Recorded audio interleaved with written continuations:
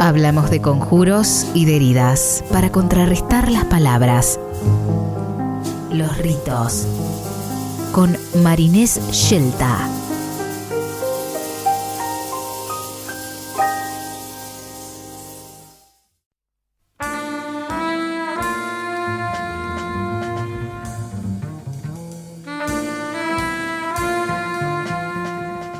Edición número 35 de los ritos aquí en Restos Diurnos. Y si estamos en los ritos, estamos con Marinés Scelta, que le damos la bienvenida. ¿Cómo estás? ¿Qué tal, Juan? Saludos a todos. 35 ediciones ya de los ritos en nuestro viaje alrededor del mundo, podemos decir.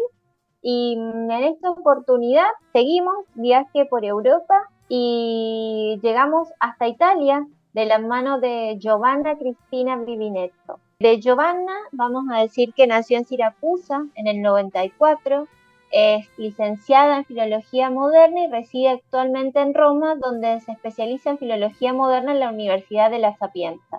Sus poemas, de los que vamos a leer un puñado, aparecieron primero en revistas italianas antes de ser publicados en forma de poemario. Los poemas que vamos a leer pertenecen a Dolore Minimo, un poemario publicado por Interlinea en 2018 y que luego Letra Versal en el 2021 traduce al español. Con este libro ella gana algunos prestigiosos premios y le permiten en 2020 publicar su segundo poemario, que es Dove non siamo stari. Dice Blanca Berjano, a propósito de sus poemas, que Giovanna Cristina Vivinetto narra con belleza el proceso de autodescubrimiento, reconocimiento y de transición de una mujer trans. En este poemario, la sexualidad es un completo enredo que desentrañar en la mente, dice Berjano.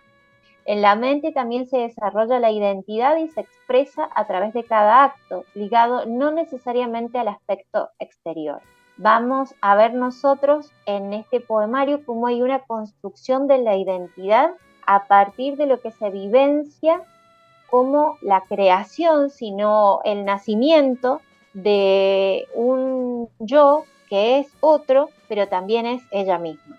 Por otra parte, vamos a destacar, antes de empezar a leerla, que la historia de Giovanna inspiró la serie de Prime Video Prisma y sobre ella en una entrevista dijo que, bueno, hay muchos puntos de contacto en la serie con su propia vida y en particular con este poemario del que vamos a leer algunos textos. Dice que el primer punto de contacto es la presencia, tanto en la serie como por supuesto en su vida, de su hermano gemelo y que le permite no solo a ella en su poemario, sino también en la serie tocar el tema del doble, de la otredad, y que ella había creado, a la vez que como la protagonista de esta serie, un perfil social falso haciéndose pasar por niña ya desde su adolescencia.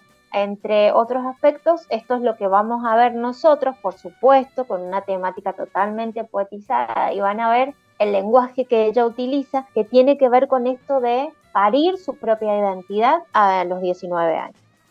Si les parece, entonces, arrancamos directamente con la traducción de la mano de Pedro Plaza y Ángelo Néstor, que son los dos traductores encargados de esa edición española de Dolore Minimo. Vamos con el primer texto entonces, dice: La primera pérdida fueron las manos. Me abandonó aquel don ingenuo que se adentraba en las cosas, las descubría, con gesto niño, las plasmaba. Eran manos que no sabían retirarse, manos de 12 años, manos de hijos que tienden al cono de luz, que todavía no saben juntarse para la oración. Manos profundas, como lagos, en los que nadie querría buscar. Manos silentes, como cofres antiguos, cerrados, manos inmaculadas. El primer hallazgo fueron las manos. Recibí un don adulto que sabe exactamente dónde posarse, manos amplias y cóncavas de una madre que se detiene en el umbral y espera. Manos de madera y de flores, de cerezo, manos que vuelven a nacer, manos que saben también aferrarse, a la consistencia precisa de la nada. En el prólogo a Dolore Mínimo, Dacia Maraini, nos adelanta que en el continuo ser y no ser, ese cuerpo, ese yo que habla, se convierte poco a poco en otra persona. La alegría, la sorpresa y también la sensación de vacío de ese nuevo nacimiento es el que le permite a Giovanna contarnos con el ritmo vertiginoso y encantador de su doliente lengua poética. Esta madre-hija que nace, a su vez, no cuenta con la presencia de un padre, sino más bien que esa figura está sublimada y borrada y recorre las etapas de esta transformación dolorosa y heroica. Dice que esta voz no tiene arrepentimientos ni miedos, pero tiene la urgencia de contar lo que le ocurrió. Si les parece, veamos algunos textos en los que esta presencia de la madre, como ella misma, que se pare a sí misma, es recurrente. Dice el texto: cuando nací, mi madre me hizo un regalo antiquísimo, el don de Tiresias, el adivino, mudar el sexo una vez en la vida. Desde mi primer vaído comprendió que para mí crecer sería un desprendimiento rebelde de la carne, una lucha fratricida entre espíritu y piel, un aniquilamiento. Así me entregó su ropa, sus zapatos, sus pintalabios y me dijo: toma, hijo mío, conviértete en lo que eres, si no has podido ser lo que eres. Me transformé en adivina, en otra Tiresias. Practiqué el arte de la clarividencia, me hice maga, bruja, mujer, y me rendí ante el murmullo del cuerpo. Cedí a su femenina seducción. Fue entonces cuando mi madre se perpetuó en mí, me hizo hija egresada de mi tiempo, en el que se puede ir viviendo siempre, que se vaga en círculo, ciego, si se oculta, al igual que Tiresias, un misterio que no puede nombrar. Para Irati Fernández, la obra de Giovanna atestigua la transformación de alguien que da a luz a otro ser en su propio cuerpo, y este renacer implica necesariamente una muerte. Es en su forma interior un diálogo entre dos vidas que habitan un solo cuerpo, una sola experiencia, un único deseo. Cuando avanzamos en el poemario, estas voces indistinguibles para el lector se van diferenciando poco a poco hasta estar claramente separadas en los últimos poemas, incluso a nivel ortotipográfico. Es esta voz que habla una madre y una hija, pero a su vez es una persona que da a luz a otra en su propio cuerpo. Leamos entonces un texto más de Dolore Mínimo. Empieza este texto diciendo: he orinado siempre de pie. He aprendido a expulsar los fluidos de pie y durante 19 años he orinado siempre así. A los 20 años dejé de orinar de pie, me senté. Pese a no estar operada, pese a no estar castrada, el órgano no había sido mutilado. Intacto, orinaba como había orinado siempre. Esta vez sentado, agachado, después de 20 años, rehabilitado. Se cree que la conquista de un cuerpo trans es la alteración de lo visible. Un cuerpo hinchado, manipulado, que parezca casi irreconocible. Sentarse sin deformar es realmente el acto más sincero, más revolucionario, la maniobra más difícil. Sentarse y descubrir que el cuerpo no se mortifica si cambia el enfoque de la normalidad. La sexualidad es un completo enredo que desentrañar en la mente, que no sirve para nada, desgarrarse pedazo tras pedazo el cuerpo para hacerlo accesible, si no logran sentarse con ellas mismas. Si no se es capaz de consolar esa íntima diversidad que nos ha construido como máquinas perfectas, contra nuestra mínima voluntad. Fíjense cómo en estos textos, según lo que dice Irati Fernández, se ha producido una transformación que proviene de un poder heredado, el don de Tiresias, ¿no? De mudar el sexo una vez en la vida. Una elección que sin duda implica una renuncia y un renacer, como dijimos anteriormente, que implica una muerte. Dice en otro de sus textos, Giovanna dice, ya no existes, Giovanni, me digo tamborileando los dedos sobre las mejillas en el haz de luz de la mañana. He olvidado el hábito de la despedida, agacharse sobre las cenizas de lo extinguido, recogerlas con las palmas juntas, exhibirlas en el salón a la vista de todos, en un vaso canopo de cabeza felina, para que se te mire con el respeto reverencial que se debe a los muertos, con la paciencia inmóvil del recuerdo que domina la totalidad del tiempo. Duraste lo que dura el polvo en las cuencas de las manos, un ventoso lunes por la mañana, y como el polvo te agarraste a la garganta. Sacudiste la nariz y los bronquios, infectaste la condición de la permanencia, hasta que un estornudo te entregó a la suma redonda del viento, a la invisible compostura de los antepasados.